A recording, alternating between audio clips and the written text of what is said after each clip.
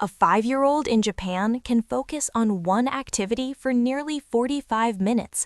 Meanwhile, your child struggles to sit still for 5. So what are Japanese parents doing in those first 5 years that literally shapes how their children's brains develop? And why is the American Academy of Pediatrics now warning that many modern parenting habits may be hurting early brain growth? Step number 3 is going to completely challenge what most parents believe helps their child get ahead. By the end of this video, you'll understand the exact Japanese approach to building stronger, sharper brains in the early years. A 2024 study out of Tokyo found that children raised with these 6 habits showed dramatically stronger focus, memory, and problem-solving skills by age 7 compared to children raised in more screen-heavy environments. And here's the surprising part. Japanese parents aren't relying on flashcards. They're not buying expensive brain development toys. They're not downloading educational apps. They're doing simple daily things that cost nothing, but go against many common American parenting habits. Let's break down all 6 so you can start strengthening your child's brain today. Step 1. Sleep comes first, always. In Japan, sleep is protected at all costs. Playdates, family dinners, even special events. Nothing interferes with a young child's bedtime. Children ages 1 to 5 in Japan average about 11 to 12 hours of sleep per night. Many American children average closer to 9. Why does that matter? Because sleep is when the brain wires itself. During deep sleep, a child's brain processes everything they learned that day and strengthens neural connections. Without enough sleep, those connections don't solidify properly. Even one night of poor sleep can impact attention, mood regulation, and memory in young children. So here's what to do. Make bedtime non-negotiable. Choose a consistent time. Protect it like it's medicine, because for brain development, it basically is. A rested brain learns better, focuses better, regulates emotions better. Sleep isn't flexible, it's foundational. Step 2. Daily outdoor time, rain or shine.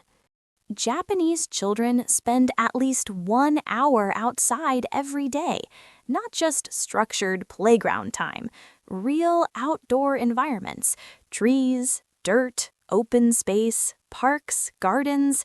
Research shows that time in nature reduces stress hormones, allowing the prefrontal cortex, the brain's focus and self-control center, to develop properly.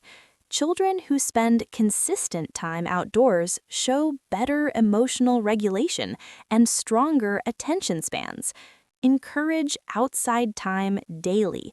Let them dig, climb, collect sticks, get messy. Nature isn't a bonus activity, it's brain fuel. Even 20 minutes is powerful, but aim for an hour every single day. Step 3. Strict screen limits. This one's tough. In Japan, children under 3 have little to no screen exposure. Preschool-age children have very limited daily screen time, often under 30 minutes. Now compare that to the average American child who spends multiple hours per day in front of screens. Early childhood is when foundational brain architecture is being built. Excessive screen exposure during these years has been linked to differences in language development, attention span, and cognitive flexibility. That's why pediatric experts recommend no screens for infants and very limited exposure for toddlers. Screens are convenient, but convenience isn't the same as development. If your child is under 3, aim for 0 screens when possible. If older, set a clear daily limit. No phones during meals, no background TV, no just this once at restaurants. Every hour on a screen is an hour not spent building real-world neural connections. Young brains are incredibly sensitive. Choose carefully. Step 4. Big movement builds big brains. Japanese children move constantly, running, jumping, balancing, climbing. Not organized sports, free physical movement. And research shows that physical activity directly supports cognitive development. When children climb and balance, they strengthen brain areas connected to focus, coordination, and learning readiness. It sounds backward, but children who move more early on often sit and focus better later. Movement builds the brain that academics happen inside. So give them space to move, encourage climbing, let them run, let them fall and try again. Academic readiness doesn't start at a desk, it starts on the playground. Step 5. Real sensory experiences. Japanese children engage daily with real materials: water, sand, clay, dough, cooking, gardening. When children use their hands to explore and manipulate objects, multiple brain systems activate at once: sensory input, motor skills, and problem-solving pathways. This creates stronger, more integrated brain networks. Screens can't replicate that. A child squeezing dough or helping stir ingredients is building coordination, creativity, and executive function all at once. So invite your child into real-life tasks. Let them cook with you. Let them mix, pour, dig, build. These aren't just activities, they're brain architecture. Step 6. Face-to-face connection. This may be the most powerful of all.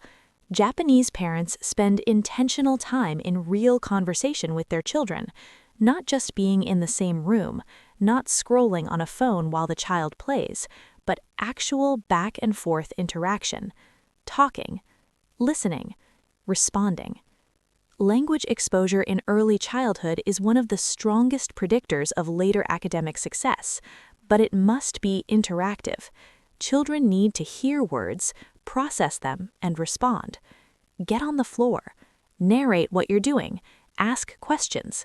Wait for answers. I'm cutting carrots. They're crunchy. Want to feel one?